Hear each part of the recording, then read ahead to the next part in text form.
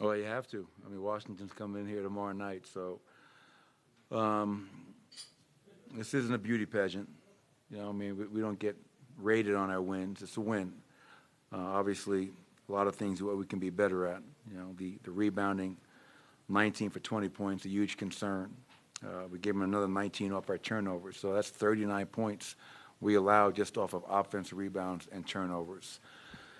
Another game where in the first quarter where we just came in the game, showed up, and kind of tried to ease our way into it, and they jumped all over us. And that's a recipe for disaster. We can't do that. We have to approach the game with urgency.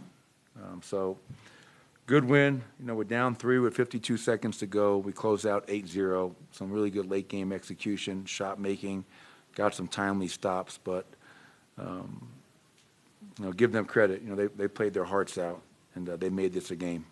How much does this team need that Jamal Murray day in and day out?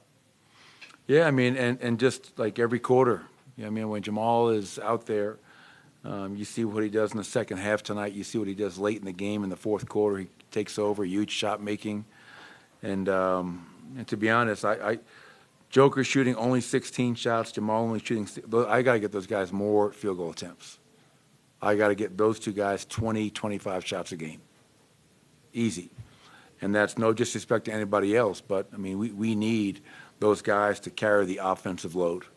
But, I mean, Jamal stepped up, made some big plays, and when we needed it. You know, we had an ATO play, down 3, really well executed. The guys did their job. Nikola gets a three-point play. We tie it. And then Jamal's plays behind that, you know, and a big pull-up 3. And then Russ comes in for defense, and he gets a huge steal just to kind of to cap the game off. So wasn't pretty, a lot to clean up, but, you know, that helps us in the standings with 15 games to go.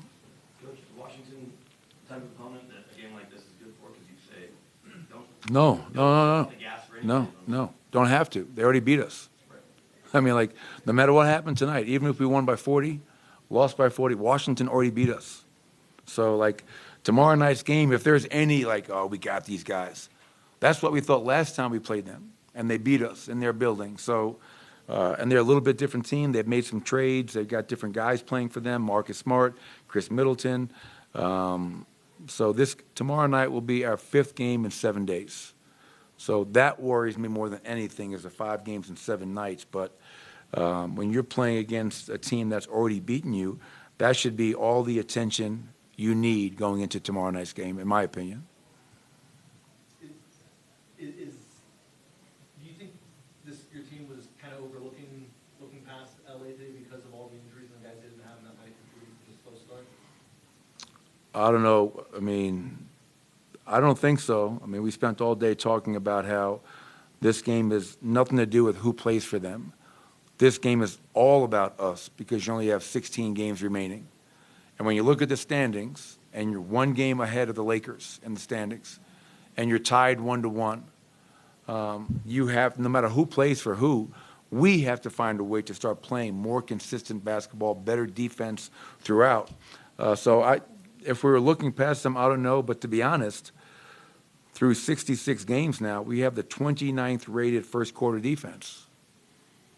So we must be looking past a lot of folks for that to be the case. I think it's more a matter of us finding a way to start the game with much greater urgency. On that last shot from Jamal, Lakers switched and foot connect.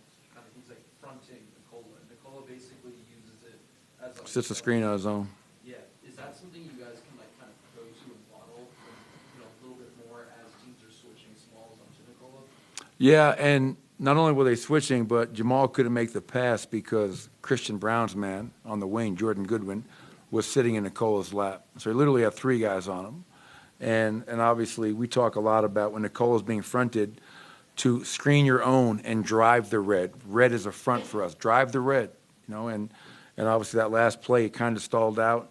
Nikola flips the screen, Jamal comes off, and he's wide open and knocks down a huge shot. So having the luxury to go to Jamal Murray, Nikola Jokic down the stretch has proven to be very effective for many, many years.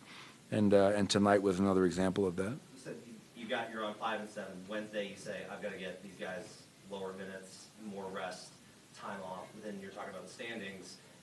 What's got to give here? Because They had off yesterday. It's going to be hard to keep pace for the seeding Brian liked that one. That's a good one, right? and get rest. It's going to be really hard, if not impossible. I mean, that's the reality. I mean, I'll go back there and convene with the training staff to see, you know, what our thoughts are for tomorrow night. I mean, well, Nikola missed 5 free throws. When has Nikola ever missed 5 free throws? I don't recall him ever missing 5 free throws. And I think, you know, and he won't admit it because he's just that's who he is. But you can't tell me that, you know, the elbow and everything else is, you know, is irritated and bothersome right now. But yeah, next week at least we don't have any back-to-backs. It's a game every other night. And I mean this, I know I'm joking about it, but sometimes that rest is, you know, not doing a damn thing and letting guys stay off your feet, stay away. So it's mental, it's physical, it's emotional. And if we have to start looking at games, we can, because the reality is this. With 15 games to go, did Memphis lose tonight? Yes. So we're in second place with 15 games to go.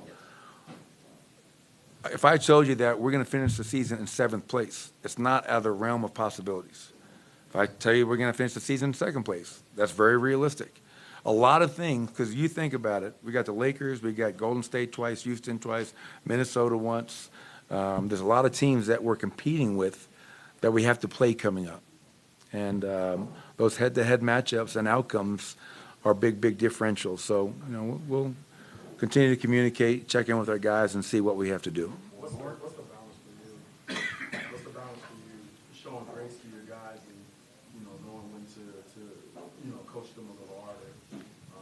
And, you know, does this rough stretch in terms of circumstance and schedule kind of playing into that a little bit? Well, like after the Minnesota game, I mean, I don't like getting my butt kicked. I'm trying to curse less, by the way. You know, I'm just trying to be a good Catholic. And but I always try to have empathy towards my players and put myself in their shoes. And you think about how many games we played recently, how many minutes our guys are playing. And that's no excuse. I'm never going to sit up here and say that's why we lost. I could have done a better job. We could have done a better job. But I'm also understanding of where we are in the season and what has been asked of this team so far. At halftime, I told them, we're not playing hard enough. Like, point blank, we have to play harder.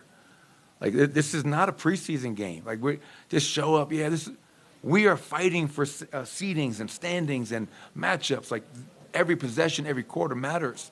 And I felt we were better in the second half, but I know we can be even better than that. So it's picking your points in time. You know, you can't fight City Hall every day, so you just got to pick your spots. And but I love our guys, and I know they're giving me what they have. I just got to continue to pull more out of them. Thank you, Coach. All right.